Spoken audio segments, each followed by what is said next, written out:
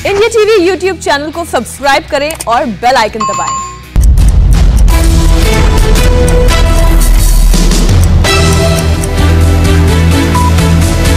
नमस्कार, मैं हूं अमित पाले। सुबह के 9 बजे हैं और वक्त है इस वक्त की 9 बड़ी खबरों का। आज हम आपको बताएंगे G7 की बैठक में क्या मैसेज देने वाले हैं प्रधानमंत्री मोदी।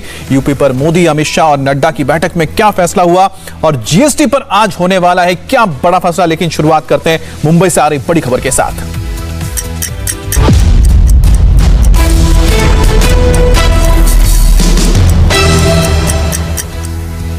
मुंबई आज फिर से पानी पानी हो गई, सड़कें लबालब और मुंबई के लोग घरों में कैद। सवाल है कि आखिरकार कब तक यूं ही डूबती रहेगी मुंबई।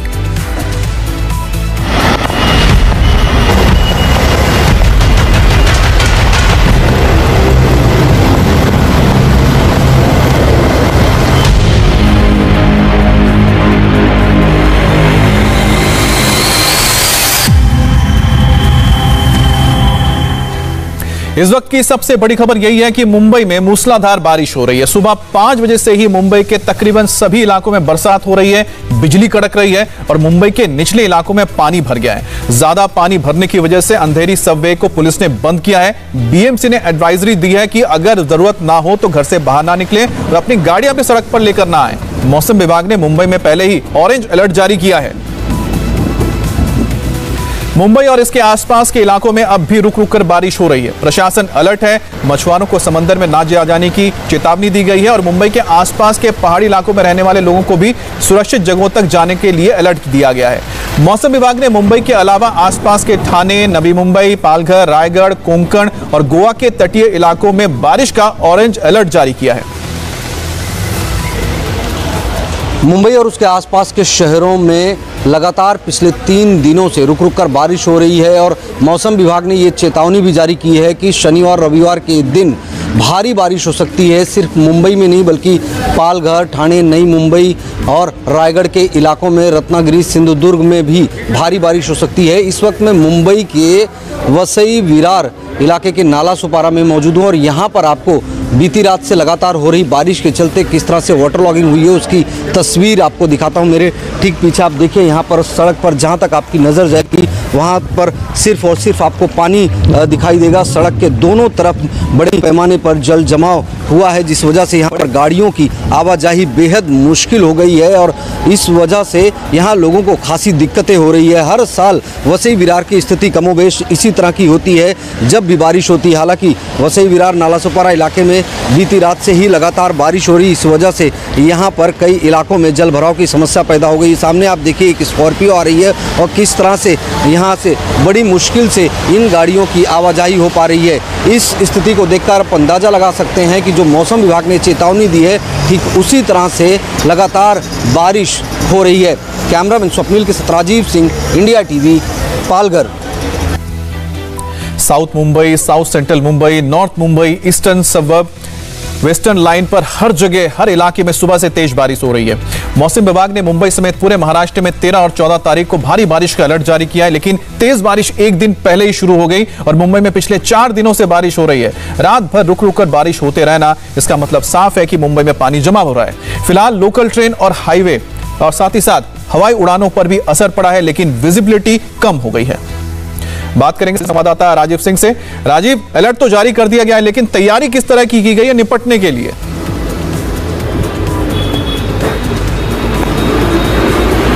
देखिए, फिशरमैन को और जो लोग बीचेस पर जाते हैं घूमने फिरने के लिए, चूंकि अनलॉक हो गया है, जो मुंबई शहर के बीचेस हैं उनको खोल दिया गया है। ऐसे में प्रशासन ने साफ तौर पर बात कही है महानगर पालिका की तरफ से और मुंबई मौसम विभाग की तरफ से भी कि लोग बीचेस पर ना जाए, क्योंकि समंदर में हाई टाइड की वजह से जो है पानी की जो बहाव है वो बाहर की तरफ है। ऐसे में अगर कोई समंदर में जाता है तो खतरा बहुत ज़्यादा हो सकता है। जहां तक जल भराव की समस्या की बात करें तो मुंबई के जो निचले इलाके, खासतौर पर परेल, एल्फिस्टन, सायन, किंग्स सर्कल, अंधेरी, इसके अलावा मलाड, कांदिवली, दहिसर, इन तमाम इलाकों में जो है पानी की भरने की समस्या सामने आई, चूंकि बीती रात से ही बारिश हो रही थी। और ऐसा नहीं कि इस तरह की स्थिति सिर्फ मुंबई में नहीं, बल्कि मुंबई के आसपास के जो तमाम इलाके, खासतौर पर वसई विरार, नाला सुपारा, नायगांव, मीरा भाईंदर, इसके अलावा पालघर, डहानू में भी लगातार बीती रात से बारिश हो रही है। नई मुंबई और रायगढ़ के इलाकों में बारिश हो रही है। कई निचले इलाके जो है वो जलमग्न हो गए। हालांकि पिछले 2 घंटे से बारिश जरूर थम गई है। मौसम विभाग ने ऑरेंज अलर्ट जारी किया था और लोगों को कहा था कि अगर कोई जरूरत हो तो ही घरों से बाहर निकले। ऐसे में अभी सुबह सवेरे जो हमने देखा कि काफी लोग जो घरों से बाहर निकले हैं। कुछ एक जगहों पर हमने भारी ट्रैफिक जाम भी देखा, खासतौर पर जो हाईवे के इलाके हैं, हाईवे पर जहां पर भी कंस्ट्रक्शन वगैरह के काम चल रहे हैं, वहां पर 2 किलोमीटर लंबा ट्रैफिक जाम लगा हुआ है। ऐसे में लोग घरों से बाहर ना निकले तो ही उनके लिए बेहतर होगा, क्योंकि अभी पूरा दिन पड़ा हुआ है। ऐसे में रुक रुक कर लगातार बारिश हो रही है। हालांकि पिछले 1-1.5 घंटे से बारिश थमी हुई है। राजीव आप बताइए कि 13-14 तारीख को जो हाई अलर्ट जारी किया गया है, ऐसे में क्या जो ट्रेनें चलेंगी या फिर जो बसों की आवाजाही होगी, इस पर कोई रोक होगी, कोई फैसला?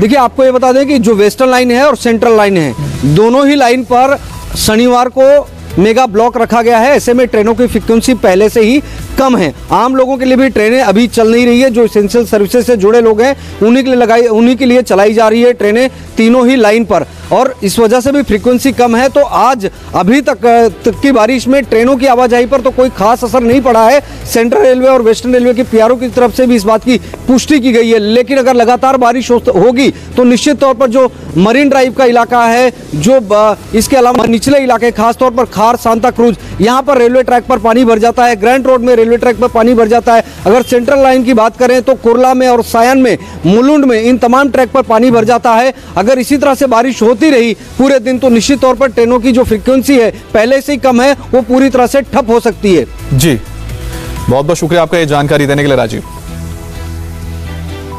मुंबई में मूसलाधार बारिश हो रही है तो दिल्ली में आजकल धुआंधार सियासी बैठकें हो रही हैं। कल देर रात तक एक मैराथन मीटिंग प्रधानमंत्री मोदी के साथ भी हुई है और बैठक में प्रधानमंत्री मोदी के अलावा गृह मंत्री अमित शाह, बीजेपी अध्यक्ष जेपी नड्डा, संगठन महासचिव बीएल संतोष, कानून मंत्री रविशंकर प्रसाद और पीएमओ में राज्य मंत्री डॉक्टर जितेंद्र सिंह शामिल हुए। इस मीटिंग में सरकार के 2 साल के कामकाज की समीक्षा हुई है और कोरोना महामारी से निपटने की रणनीति पर चर्चा की गई है। देर रात की मैराथन मीटिंग से पहले मोदी ने दिल्ली में यूपी के मुख्यमंत्री योगी आदित्यनाथ से मुलाकात की थी। दिल्ली में कई बैठकों के बाद सीएम योगी के लखनऊ पहुंचते ही कैबिनेट विस्तार की हवा और तेज हो गई है।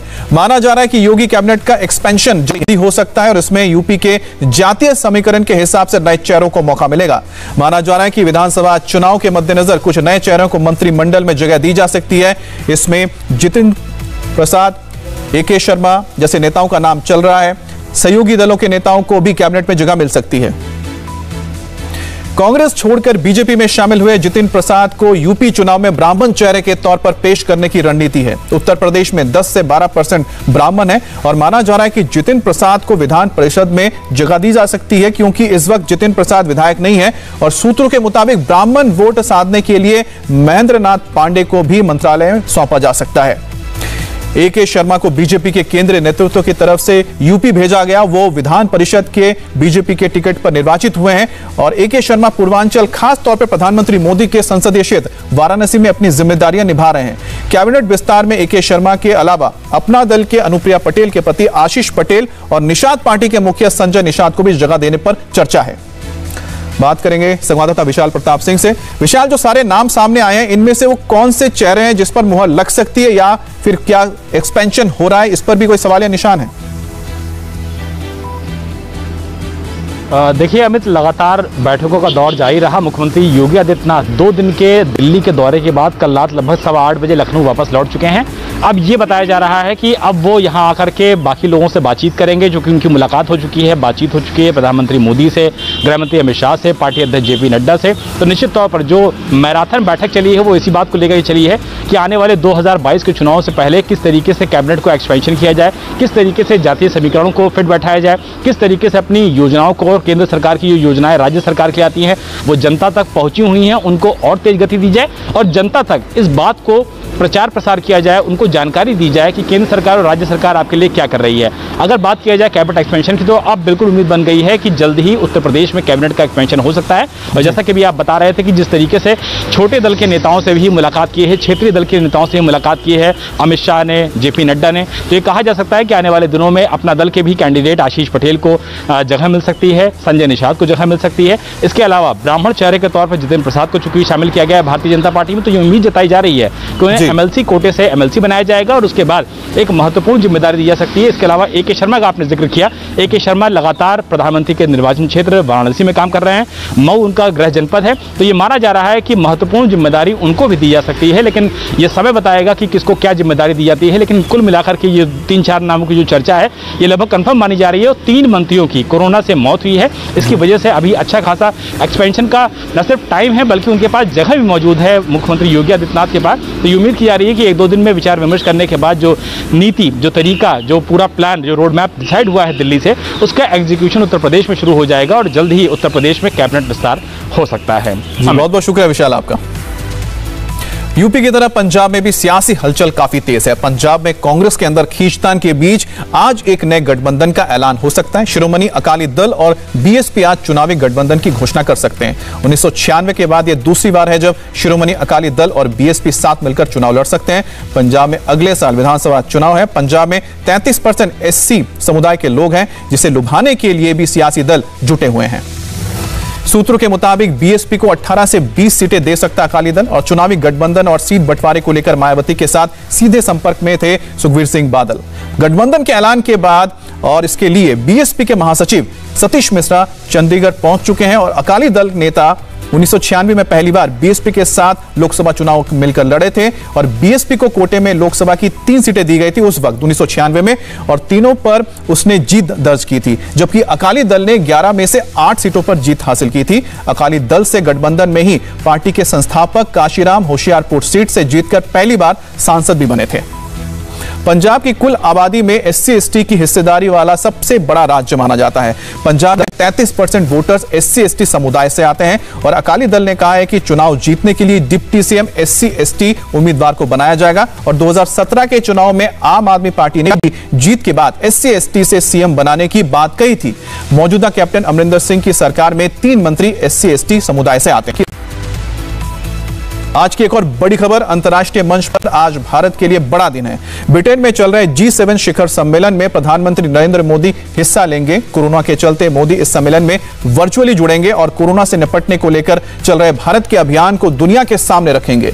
G7 की इस मीटिंग में भारत को सदस्य न होने के बावजूद खास तौर पर आमंत्रित किया गया है। बैठक में शामिल ये वो देश हैं जो शुरुआत से ही कोरोना को लेकर चीन को साजिशकर्ता मानते रहे हैं और इसके चलते चीन से इन देशों के संबंध भी काफी बिगड़े हुए हैं। G7 की मीटिंग में कोरोना वायरस की उत्पत्ति को लेकर WHO की अगुवाई में एक नई निष्पक्ष जांच की मांग की जाएगी। कोरोना संकट के बीच हो रहा है इस बार का G7 सम्मेलन बेहद अहम माना जा रहा है। G7 की मीटिंग में ज्यादा फोकस इसी बात पर रहेगा कि कैसे दुनिया को कोरोना महामारी से मुक्त किया जाए और विकास की गति को बढ़ाया जाए। एक बड़ी खबर यह भी है कि फ्रांस के राष्ट्रपति इमैनुअल मैक्रोन ने शुक्रवार को G7 देशों से अपील की है कि वो भारत में कोरोना वैक्सीन के प्रोडक्शन के लिए जरूरी कच्चे माल की निर्यात पर लगे रोक को हटाए। उन्होंने सुझाव दिया है कि इससे गरीब देशों में वैक्सीन के उत्पादन में मदद मिलेगी, क्योंकि भारत को वैक्सीन उत्पादन का सबसे बड़ा केंद्र माना जाता है। इस सम्मेलन के 3 मुद्दे अहम हैं। कोरोना में कैसे मजबूती से वापसी की जाए, पर्यावरण में बढ़ते प्रदूषण और ग्लोबल वार्मिंग के खतरे को कैसे कम किया जाए और फ्री ट्रेड जैसे मुद्दों पर बात होगी। G7 दुनिया के बड़े और विकसित देशों का एक सबसे बड़ा अहम संगठन है, जिसमें Canada, France, Germany, Italy, Japan, Britain और अमेरिका जैसे शामिल हैं देश। दुनिया की ये 7 प्रमुख आर्थिक शक्तियां चीन की वायरस वाली साजिश के खिलाफ एकजुट हैं। ब्रिटेन के कॉर्नवॉल में 11 तारीख से शुरू हुई G7 की बैठक से 13 जून तक ये चलने वाली है, जिसमें ब्रिटेन की ओर से भारत के प्रधानमंत्री मोदी को खास तौर पे न्योता दिया गया और आज और कल प्रधानमंत्री मोदी G7 आउटरीच सेशन में शामिल होंगे। भारत के अलावा ऑस्ट्रेलिया, दक्षिण कोरिया को भी यहां पर एज ए गेस्ट आमंत्रित किया गया है। बात करेंगे संवाददाता देवेंद्र प्रयाशर से। देवेंद्र, प्रधानमंत्री भले ही वहां पर मौजूद ना हो, लेकिन वो वर्चुअली जुड़ेंगे और भारत का फोकस किन मुद्दों पर रहने वाला है?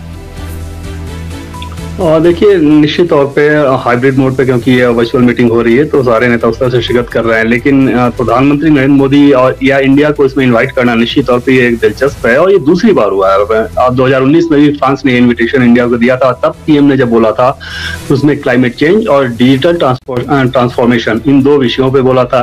इस बार जैसा कि आपने बताया कि 4 विषय हैं, उसमें 4 विषय में क्लाइमेट की बात कर लें या फिर ओपन सोसाइटी की बात कर लें, पैंडेमिक, पोस्ट पैंडेमिक और इकोनॉमिक प्रॉस्पेरिटी, ये सारे विषय हैं। अब देखना होगा कि प्रधानमंत्री नरेंद्र मोदी इनमें से किन विषयों पे बोलते हैं, लेकिन निश्चित तौर पे अंतर्राष्ट्रीय मंच पर G7 के बैठक में इंडिया को आमंत्रित करना एक बार फिर से ये दिखाता है कि मौजूदा परिप्रेक्ष्य में भारत की भूमिका और भारत के रोल को कितना अहम मानते हैं दुनिया के सारे विकसित देश। उसमें बस नजर इस बात पर टिकी है कि पीएम जो संदेश देते हैं वो किस प्रकार का देते हैं। जी अमित, बहुत बहुत शुक्रिया आपका। और G7 की मीटिंग पर दुनिया की नजर है तो आज जीएसटी काउंसिल की मीटिंग पर पूरे देश की निगाहें होंगी। वित्त मंत्री निर्मला सीतारमण की अध्यक्षता में होने वाले इस बैठक में कोरोना से जुड़ी चीजों पर टैक्स कम किया जा सकता है, इस पर चर्चा है।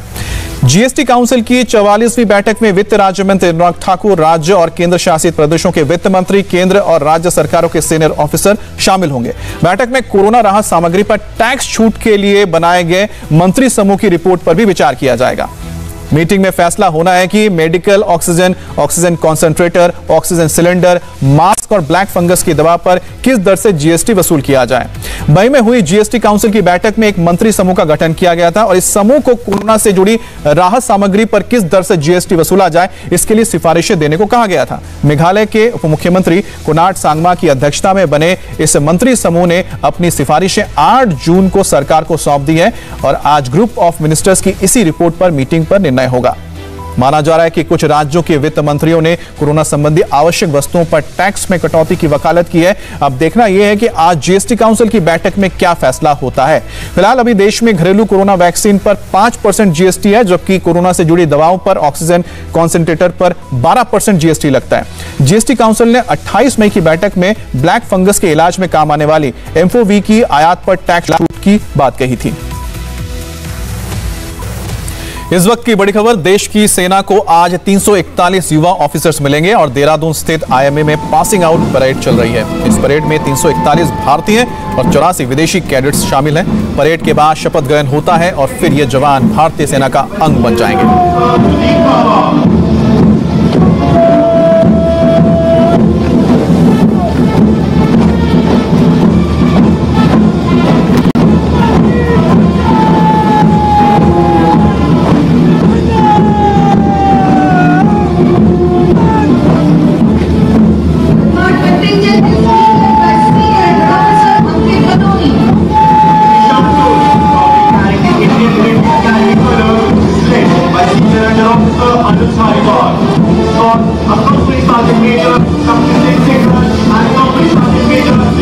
तस्वीरें देख रहे हैं देहरादून के आईएमए की है, इंडियन मिलिट्री एकेडमी, जहां से आज 341 नए ऑफिसर्स भारतीय सेना को मिलने जा रहे हैं। परेड खत्म होगा, उसके बाद शपथ ग्रहण होगा, उसके बाद सभी ऑफिसर्स को अपनी अपनी यूनिट्स मिल जाएंगी, जिसके बाद वो अलग अलग ब्रांचेस में ज्वाइन करेंगे। आपको बता दें इसमें 84 विदेशी कैडेट्स भी शामिल हैं, जो हमारे मित्र देशों के लोग हैं। वो इसमें आके भारत में आके ट्रेनिंग लेते हैं मिलिट्री की, और हर साल की तरह आज भी आप देख सकते हैं कितने आन बान शान के साथ ये परेड में शामिल हुए हमारे नौजवान ऑफिसर्स।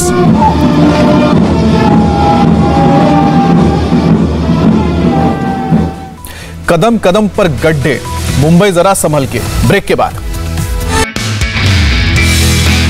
नमस्ते, मैं हूं मीनाक्षी जोशी। वीडियो और खबरों से अपडेट रहने के लिए India TV YouTube channel subscribe करें, बेल आइकन दबाना ना भूलें। जुड़े रहें इंडिया टीवी के साथ।